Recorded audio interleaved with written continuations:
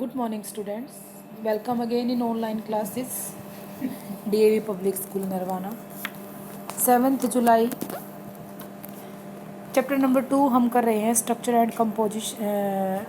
And physiography of the earth. India के land की हम स्टडी कर रहे थे, जिसके अंदर इंडिया के लैंड को हमने मेन 2 पार्ट्स में डिवाइड किया था।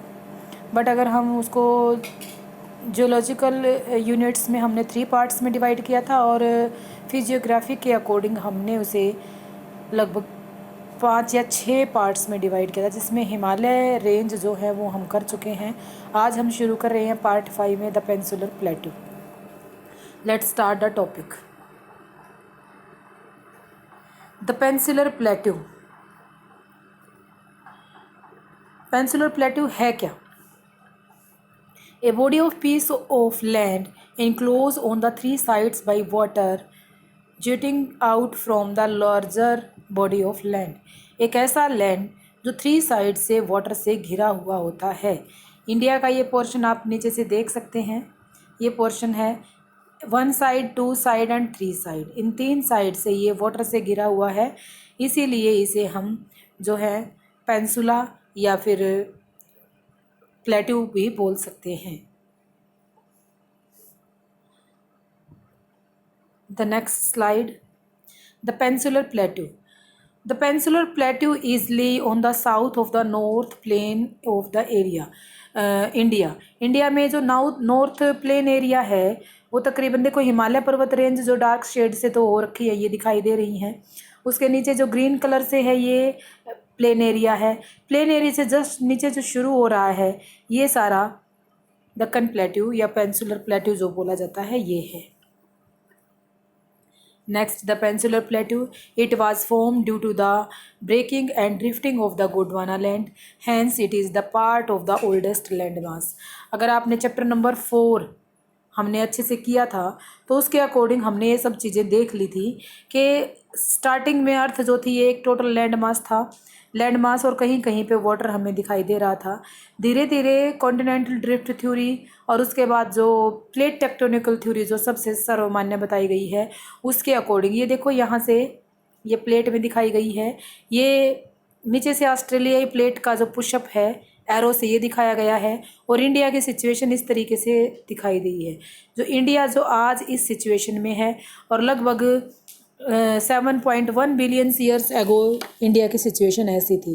तो इस तरीके से दिखाया गया है कि सबसे पहले इंडिया कैसे था और अब इंडिया की सिचुएशन क्या है। The peninsular plateau, it is the tableland made up of the old crystalline igneous and metamorphic rocks। ये इग्नेशियस आग्नेय शैले और मेटामॉर्फिक रूपांतरिक शैलों से बना हुआ जगह है। The plateau has broad and shallow valley and rounded hill.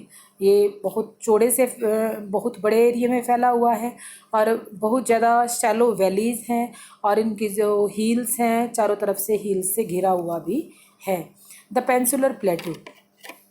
The peninsular plateau is flanked by the Aravallis on the northwest, the Western Ghat in the east, and the disselected Eastern Ghat in the east। ये दिखाया गया है कि Aravalli hills के साथ north में है, ये वेस्टर्न घाट और ईस्टर्न घाट इसके दोनों साइड में है। अरावली हिल्स मार्क कर देती हूँ एक बार। अरावली हिल्स ये हैं, ईस्टर्न और वेस्टर्न घाट दोनों ये हैं। The plateau range in an elevation from 100 metre in the north, north की तरफ ये 100 मीटर में है, and 1000 metres in the south, south की तरफ अगर हम इसको इस तरीके से देखें कि अगर 100 मीटर के एरिए को यहाँ से कवर किया है और 1000 मीटर का एरिया इसने यहाँ से कवर किया हुआ है। Next slide. The peninsular plateau.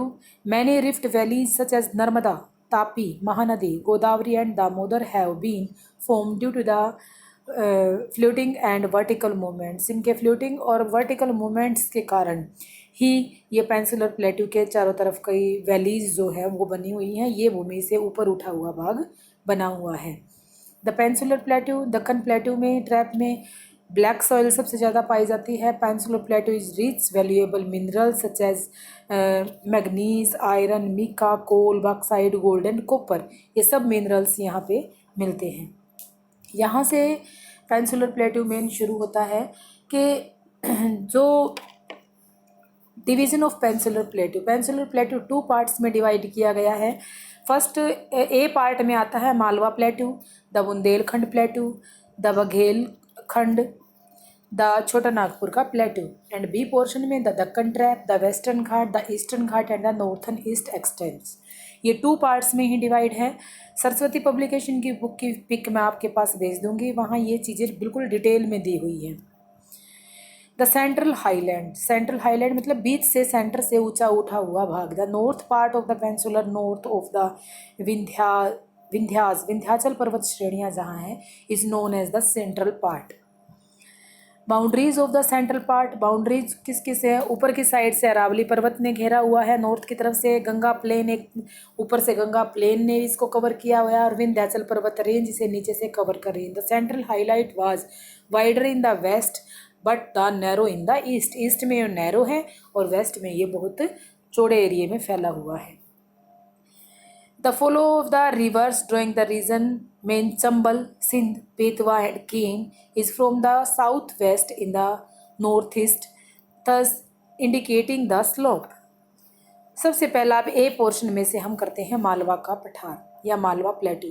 The Malwa plateau form western part of the central highlight and compares the entire area between the Aravalli range in the north west and the Vindhyachal range in the south.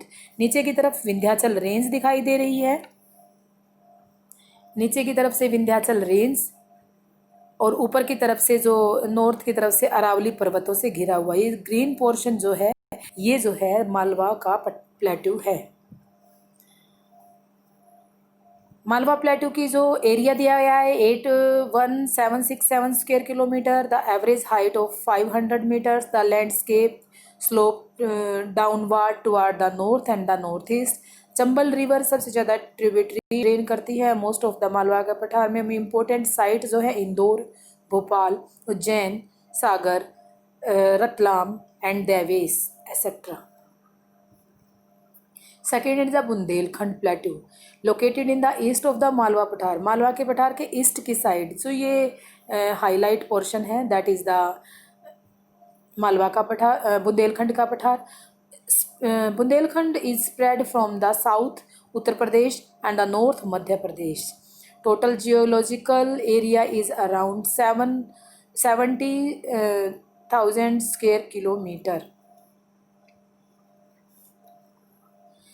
The north part of the Bundelkhand almost entirely in UP is flat plain area है, and center and south part of the Bundelkhand is covered by the upland and hills.